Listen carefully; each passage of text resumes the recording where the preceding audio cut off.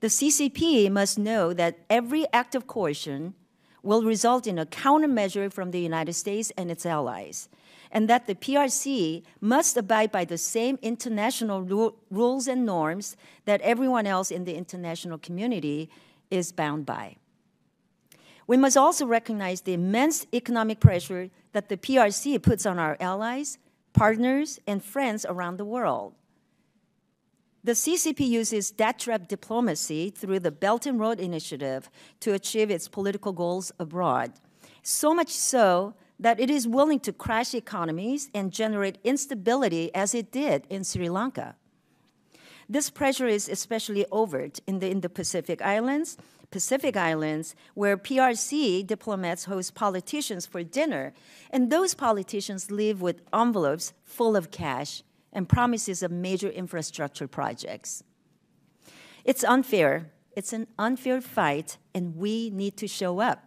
Let me start by saying, the PRC will, try to put out a dialogue saying, that the United States is trying to, isolate the Chinese economically. The truth is, we'd like to maintain the status quo, which has lifted all the countries in that region through a rules-based order.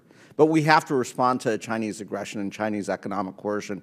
And the countries in the Indo-Pacific know firsthand. You can look at Chinese economic coercion against the Republic of Korea when we deployed THAAD batteries for the protection and the defense of Korea. The Japanese have faced economic coercion and blowback.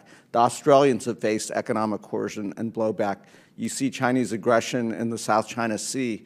You see them encroaching on Vietnam's exclusive economic zone, the Filipinos' exclusive economic zone. And it's incredibly important for us to understand how they're using economic coercion and how we can counter this. It's also my hope that as the G7 meets in Hiroshima, that they will also discuss economic coercion, and hopefully we will see some statements of support for a rules-based order and how the G7 can work together to support one another, but also to support some of those smaller economies and smaller countries should they face Chinese economic coercion.